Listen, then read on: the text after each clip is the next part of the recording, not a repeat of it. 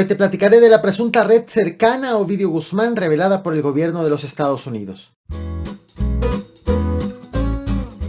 El gobierno estadounidense reprochó a las autoridades mexicanas por considerar que han hecho poco para frenar el tráfico de fentanilo. Este reproche provocó dos reacciones por parte del gobierno mexicano. Por un lado, críticas a las autoridades estadounidenses, pero por el otro, una serie de operativos en contra de los grupos delictivos involucrados en el tráfico de esta sustancia. La última acción del lado mexicano fue una nueva orden de aprehensión en contra de Ovidio Guzmán y del lado norteamericano la revelación de una presunta red que opera para el hijo del Chapo. En este video te platicaré de la relación entre los gobiernos de Estados Unidos y México, sobre el combate a la delincuencia organizada y sobre la red recientemente revelada. Bienvenidos al Caporal del 23 de febrero, comenzamos.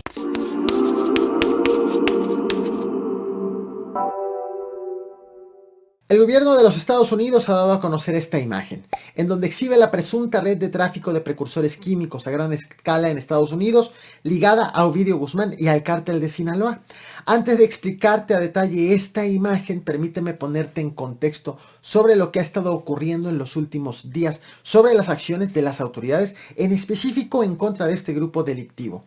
Si has seguido este canal a detalle, si has visto mis últimos videos, seguramente te has percatado de que el gobierno mexicano ha estado informando de varios operativos realizados que han acabado en fuertes decomisos, específicamente en contra de este grupo de la delincuencia organizada, como el cateo, por ejemplo, de una casa de los Chapitos, como el narcolaboratorio más grande asegurado en Culiacán, como los 11 narcocampamentos asegurados en Sinaloa, o como una casa de seguridad cateada con información obtenida tras la captura de Ovidio Guzmán.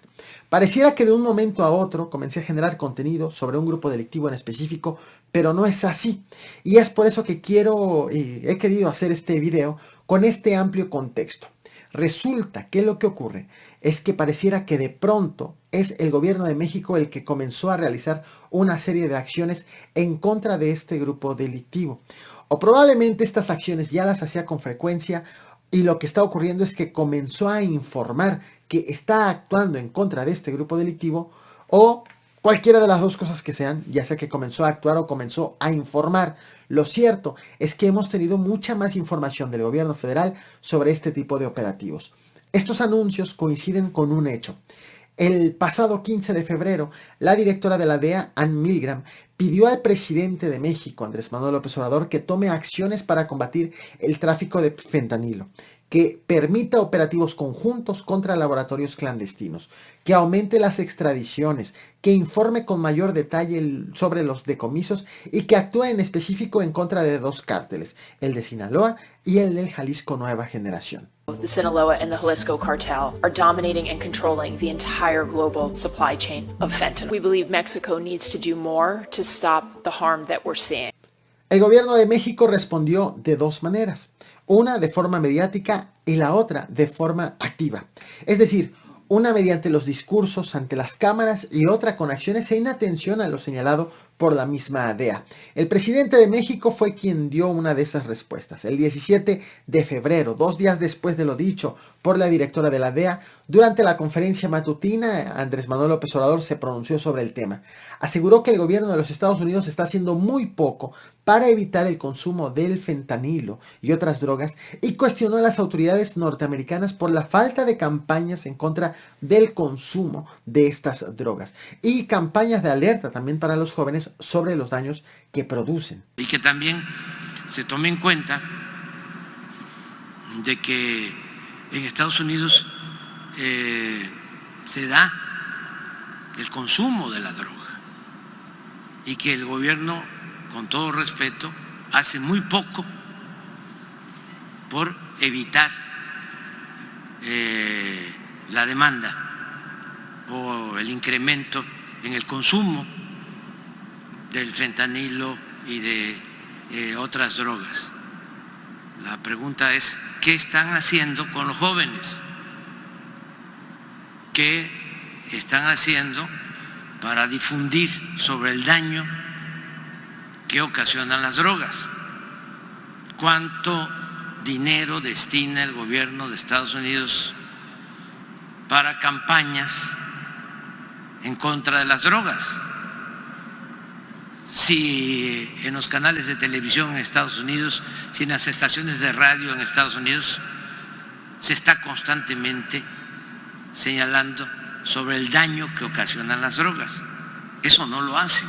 La otra respuesta llegó por parte del secretario de Relaciones Exteriores, Marcelo Ebrard, quien aseguró que el gobierno de México impulsará una alianza global para frenar la producción de fentanilo, y dijo que no solamente se trata de un problema de Estados Unidos, que en el año 2021, por cierto, provocó más de 70,000 muertes, sino que advirtió Marcelo Ebrard que si su consumo se amplía en México, entonces tendremos un desastre en este territorio. México está organizando una coalición contra el fentanilo porque lo identificamos como una top priority, porque si se llega a expandir en México el consumo, pues va a ser un desastre. No debemos pensar que este es solo un problema de los Estados Unidos, es un problema de todos, entonces hay que actuar en conjunto. ¿Y qué ocurrió después? Coincidentemente, el gobierno de México comenzó a informar sobre grandes decomisos de fentanilo y de operativos en contra de la delincuencia organizada, como por ejemplo el hallazgo del narcolaboratorio de fentanilo más grande encontrado en Culiacán, Sinaloa, o el aseguramiento de 11 narcocampamentos. Incluso el pasado martes 21 de febrero,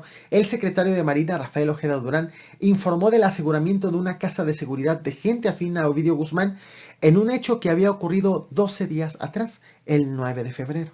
En lo que se refiere a uso de inteligencia, después del evento de la captura de Ovidio Guzmán, pues, se obtuvo información de inteligencia que había una casa en donde se estaban agrupando armamento.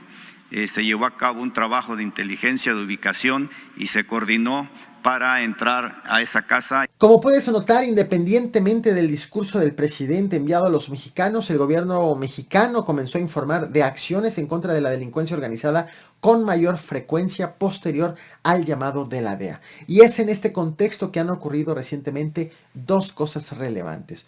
Uno, ¿recuerdas por qué fue detenido Ovidio Guzmán, el hijo del Chapo, tanto en el primer culiacanazo como en el segundo? Bueno, fue porque la única orden de aprehensión que había en México era una orden provisional con fines de extradición. Es decir, lo buscaban en México porque en Estados Unidos lo querían. Pero de no ser por eso, no hubiera sido detenido porque durante mucho tiempo no existió ni una sola orden de aprehensión en su contra. Esto fue confirmado por varios servidores públicos en diversos momentos y también en medio de fuertes polémicas. Si la orden de aprehensión de la que usted habla fue contra Ovidio o Iván Guzmán, ¿y quién se las habría pedido? Bueno, y tengo otra pregunta. Sí, es Ovidio Guzmán López. Aquí lo tengo. Una orden de aprehensión. Orden de aprehensión provisional con fines de extradición emitida por un juez federal. ¿Se la solicitó Trump? Le respeto a usted. La orden de aprehensión contra Ovidio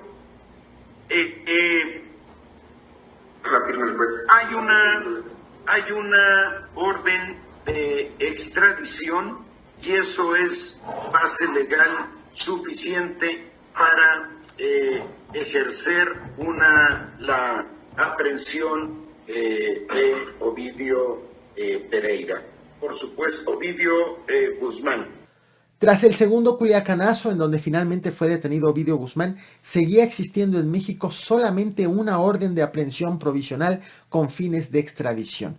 Esto lo confirmó el gobierno federal y también lo confirmó el abogado de Ovidio Guzmán, Alberto Díaz Mendieta, quien aseguró que no podía iniciar una estrategia de defensa porque estaba esperando la petición formal y definitiva del gobierno de los Estados Unidos, ya que lo único que había era una orden de aprehensión provisional. Y confirmó que también no existía otra denuncia por ningún otro delito cometido en México. Esto que verás a continuación ocurrió el pasado 7 de enero ya de este 2023. No, es que no se puede hablar todavía de una estrategia ni de nada hasta que no presente el gobierno que lo requiere la petición formal. Esto nada más es una provisional. ¿Algún otro delito cometido? No se tiene noticia de otro delito. ¿Qué fue lo que ocurrió en los últimos días tras la captura de Ovidio Guzmán? que podía quedar en libertad si el gobierno de los Estados Unidos no concretaba esa solicitud de extradición, porque en México no se le estaba persiguiendo por otra cosa. Y fue hasta apenas el pasado martes 21 de febrero, es decir, hace apenas 2 días, 6 días después de la crítica hecha por la DEA al gobierno mexicano, que finalmente un juez federal en Sonora giró la primera orden de aprehensión en contra de Ovidio Guzmán por delitos cometidos en México. Esta orden fue girada luego de que el mismo Ovidio presentó una demanda de garantías para saber si existía alguna orden de captura en su contra. Hasta el momento se sabe que hay una nueva orden de aprehensión, pero no se sabe cuál es el delito que se le está imputando, aunque ha trascendido de manera extraoficial que no es por posesión de armas de uso exclusivo del ejército, a pesar de que el mismo secretario de la Defensa Nacional, Luis Crescencio Sandoval, aseguró que el 5 de enero, el día de la detención de Ovidio, fue sorprendido con este tipo de armamento. Después de controlar la agresión directa en contra de las fuerzas de seguridad, se identificó a Ovidio N. entre los integrantes de este grupo delincuencial, logrando su aseguramiento en posesión de armamento exclusivo del Ejército y Fuerza Aérea Mexicanos. Momentos después de la A esta serie de operativos recientes, decomisos, aseguramientos y esta orden de aprehensión se suma otro hecho relevante. El Departamento del Tesoro del Gobierno de los Estados Unidos informó ayer, 22 de enero, que sancionó a una red de tráfico de precursores químicos a gran escala ligada al cártel de Sinaloa para la producción de drogas sintéticas y presuntamente ligada a Ovidio Guzmán. Acusó que los líderes de esta red son los hermanos Ludim y Luis Alfonso Zamudio y dijo que en esta red participan otras 4 personas y 6 empresas. Entre ellas hay farmacias y una refaccionaria, todas estas asentadas en Culiacán, Sinaloa. Lo que estás viendo en pantalla es la imagen de esta red dada a conocer por las autoridades estadounidenses. Todos ellos ya están en la lista negra del Departamento del Tesoro de Estados Unidos, lo cual implica que ya les congelaron sus bienes y les prohíben a los ciudadanos y a entidades estadounidenses hacer cualquier tipo de transacción con ellos y con sus empresas. El gobierno estadounidense aseguró que estas acciones las harán con el apoyo del gobierno mexicano. Así es como se llega a la última acción reportada sobre el combate a la delincuencia organizada. Esto es lo que he preparado para ti. No olvides reventar el botón de like, compartir y suscribirte. Muchas gracias.